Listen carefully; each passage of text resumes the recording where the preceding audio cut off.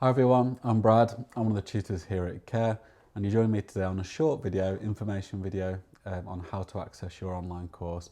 Now there's a couple of different ways of doing that and we'll discuss them both, some of the pros and cons of each one if you haven't made your mind up yet. And we're going to look at how to sort of navigate those groups, so we're going to have a look at Padlet and Facebook on the laptop behind me and how to sort of make the most of those groups and make sure you can fire things nice and easily. So hopefully this video, particularly if you're a new learner on one of our learning courses, sort of answers some of those questions. Now, the way the online courses work will vary course to course depending on what you're doing, and that information is sent to you on the initial point of contact. So you've probably been in touch with Carol if you're watching this video by now, and you'll have been sent a link to either the Facebook or the Padlet where you'll be watching this video. Now on there is your contact details for your tutor. So it might be myself, I'm quite often involved on the online courses, even if it's just from an admin point of view, or it might be somebody else. It might be Carol herself, who you'll have already been familiar with, or it might be someone like Tracy if you're on one of the art courses. Now those contact details are quite important because on there will be information which allows you to get in touch with the tutor should you have any questions or queries about what you're doing on the course. Now the courses, like I say, vary in length, so they tend to be 6 weeks as a rule on the online courses, but that does vary. And we normally have things like a Zoom session to sort of if it's a 6-week course, we're going to have 3, so one on week 1, one on week 3 and one at the end. And this is a chance to sort of live interact with the tutors, because obviously being an online course, the videos are pre-recorded, and therefore sort of you miss out sometimes on that live interaction. So the Zoom's the chance to do that and ask questions. Now, even so, saying that, we are sort of we're obviously real. We're there each week and we're there behind the computer screen. So at 10 o'clock on a Wednesday, if that's when the session is, we'll be there looking out for your questions, and we're available for emails, for phone calls, for comments on the Facebook. So please send them across, because even though the videos might be pre-recorded, we're here in person at that time. So we're available for any questions you might have. Now, there's 2 ways to access the online course. There's either Padlet, which might be a new word for many of you, and that's essentially a website that's built like an online learning blog. It's a really good website. We've used it for quite a few years now, and it makes navigating really easy and straightforward. And it's great as well because obviously you don't need a social media profile, which I know some of you might not have or want to have in order to access the course. And then of course you have Facebook, and that's set up through a private group within Facebook. So it's nice and confidential, nice and secure, and nobody can see that you're in that group, and you have to be able to request to join it, which then admin has to accept you in. So all nice and private, and nobody on the outside world can see what's going on there, which is great, obviously from a safeguarding point of view. So they're the 2 ways to access it, and both have their pros and cons. I know a lot of you will be familiar with Facebook. I know a lot of us are on Facebook now, and it is quite easy to use. Obviously Facebook, being a social media platform, is built to encourage interaction. So it's really a nice way of accessing the course. It's easy to add comments, it's easy to add photos. You can either upload videos and voice notes to it. There's quite a lot of things you can do on Facebook, and it tends to be the busier community out of the 2 as a general rule. But that does vary course to course depending on who's doing what. But Facebook's quite a nice way of accessing the course. But of course the downside is that you do need a social media profile, and you have to be comfortable with that. Now Padlet's slightly different. Padlet's obviously an online learning blog for those who don't want a social media profile or don't have one. And it's really clean cut and straightforward, and it can do a lot of things Facebook can do. It's a really great way of accessing the course as well. In a way, it's probably easier to navigate than Facebook because things are listed along the top week to week, and things are listed underneath in columns relating on that topic. And that will become clear when I show you in a second on the computer. But Padlet's also confidential. You can create a profile on there, but you don't have to. You can access it as a guest, and you can sort of comment and post, and it comes up as anonymous as a guest, which is fine. You can do that. So you don't even have to create a profile on Padlet, which is lovely. But you do have to have the link and password, and again, that's so it hides it behind a safeguarding wall, so it's nice and private for everyone who's on the course. The links and password you'll get sent at that initial point of contact. So I think what we'll do is, before I say anything else, we'll have a look at the 2 ways of accessing the course, and we'll have a look on the screen behind me so it's easier to see rather than me explaining it all. Right, so next up I'm going to show you on the screen how to sort of navigate your Facebook and Padlet pages. Like I say, some of you might be using either, so please skip forward if you're using Padlet, because I'm going to have a look at Facebook first. So if we flip around to the laptop, I'll set a screen recording go, so hopefully you can see what I'm doing, your end. And I'll open up Safari, which is my sort of Internet Explorer. Some of you may use different ones, things like Firefox or stuff like that, or Chrome. Right, so here we are on a Facebook group. This is one of our new ones that's just coming up at the time of recording, which is the 4 Seasons Countryside Winter Crafts. And this is sort of your main discussion page, as you can see here. This is where you'll land when you access the group. So links get sent out to you, and you get invited to the group once we've got your email address. and then you get a link which you click and it'll bring you to this page and you can request to join. We normally act on it quite quick, so you should get accepted through really quickly, and then it will sort of land on this page then, and this is where you start. Now my page will look slightly different because I've got admin tools here, obviously because I've set the group up. I'm an admin, so there's a few things here that you won't recognise, so please just ignore this little bit here. But your page otherwise will look pretty much exactly the same. So there's a few main bits on the group that I want to point out and sort of make life a bit easier for yourselves once you start accessing the course. So we've got the discussion page, and this is your main sort of page. And it's a bit like on your Facebook timeline where everything goes on here and it sort of all lists down. Now it doesn't always list by newest first. When something's posted, it pops up to the top. But if something's interacted with lower down the line, sometimes it goes up to the top. So if you comment on a post from like a week ago, it will sort of crop back up to the top, a bit like Facebook does at times on your usual timeline for those who are familiar with it. So please be a bit aware of that. And the reason for pointing that out will come clear in a second, because sometimes it can be hard to find sessions that you're looking for from a few weeks ago, for example.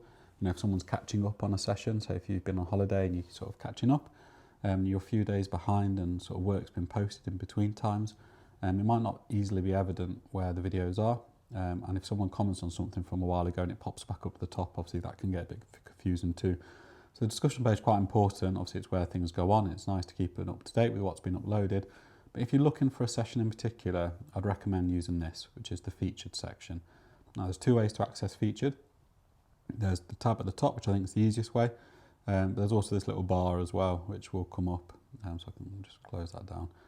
And then it will come up there and you can sort of scroll across. And everything that's been tagged as featured by ourselves will pop up here.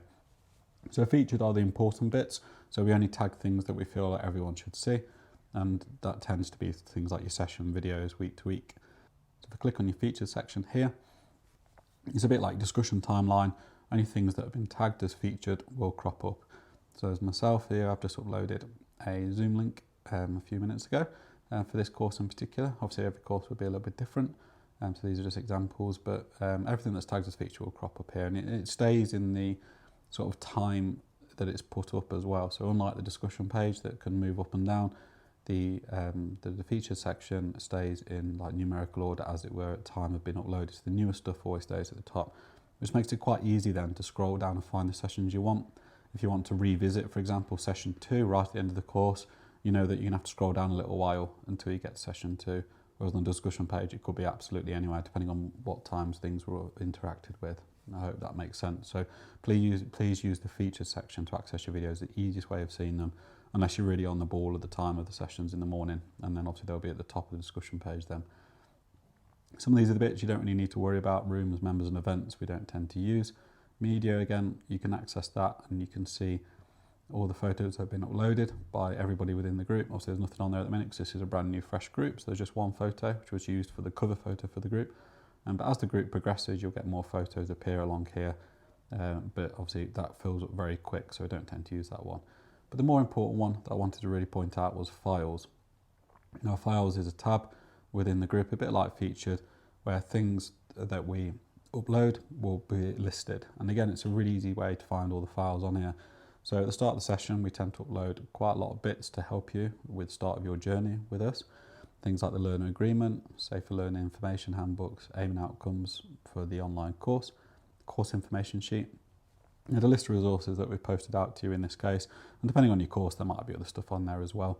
At some point, I'll be uploading a Zoom etiquette onto there and things like that. So all the files or PDFs that are worth reading will be listed on here. And again, it's a really easy place to come to sort of flick through the different stuff.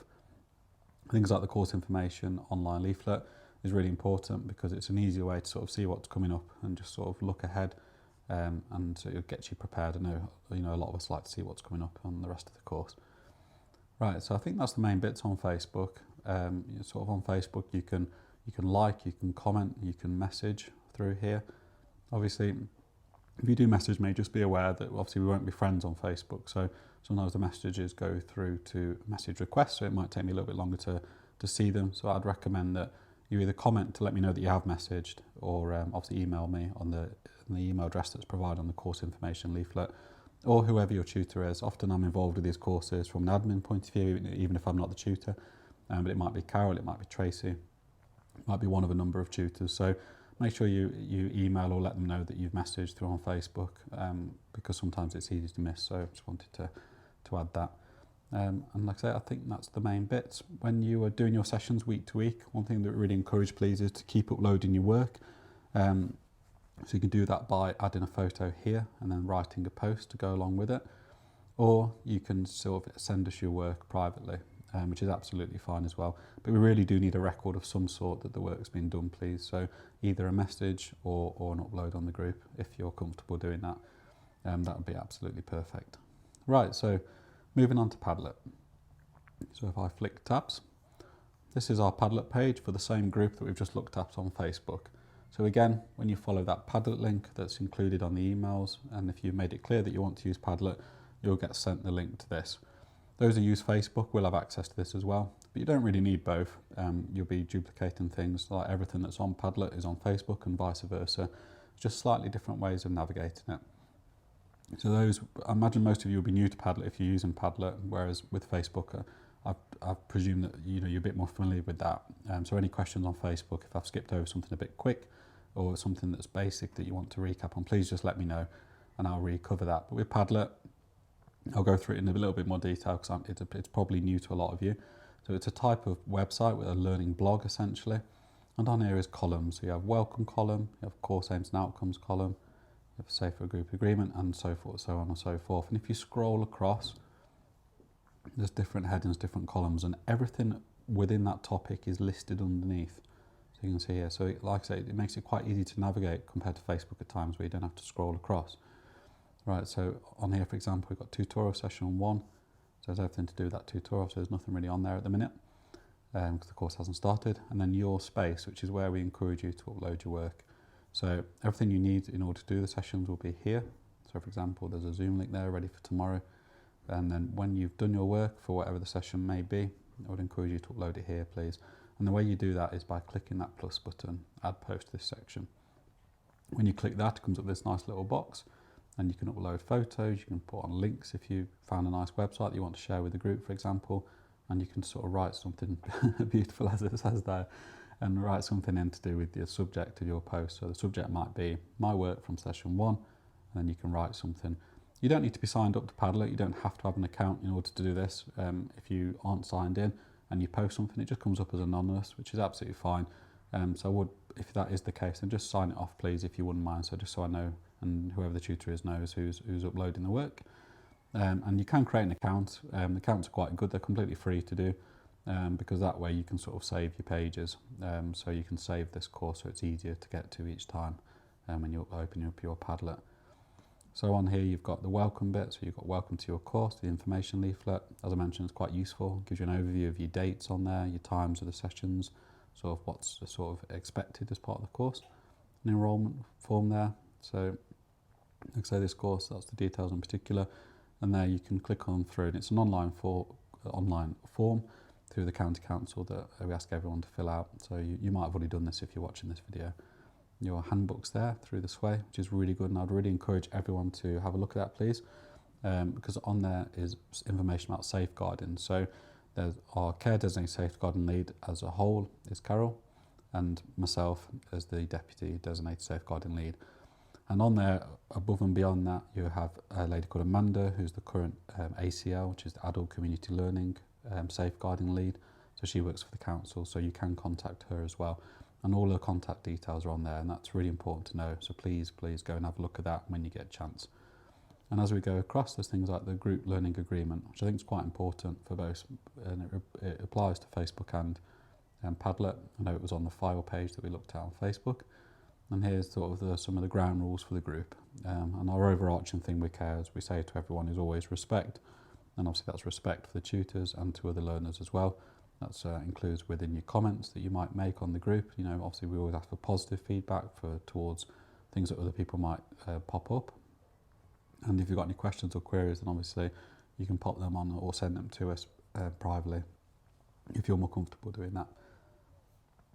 So as we go along, there's some things like, you know, extra links on there. And as your course progresses, you'll go across, obviously 2, 3, 4, all the way across to the end. Right, so that brings us to the end of this video. I hope you've enjoyed it, and more importantly, I hope you've learned and gained something from it. And we've been through quite a lot through on the laptop, and then I had a general chat about how the course works. So just as a recap, each week we upload a pre-recorded video along with some extra links and work for you to do on top of watching the video. Within the video, there'll be tasks set, so activities might be like an art, painting, for example, if you're on an art course. So please go away and do that task in the hours that are designated for it, and then upload your work or send it to us afterwards. And then it sort of moves on. You'll get feedback on that work from the tutors, and you can sort of have chat to other learners and sort of share ideas and thoughts. And it's a really lovely, positive community that's created on these courses. So I've had some really, really good outcomes from it. So I'm really looking forward to seeing everything that you produce and do on this course. I know that you'll really enjoy it and really gain a lot from it as well, learn a lot hopefully. So like I mentioned a few times, we're here to help. So please, any questions, let us know. And we're here to make your learning journey as accessible and easy as possible. And nothing is too much trouble really. So please get in touch either through Facebook, through Padlet, or through email, and the contact details for the tutors that you'll have been sent. So that just leaves me to say goodbye and thank you for watching, and I'll be in touch with you all soon.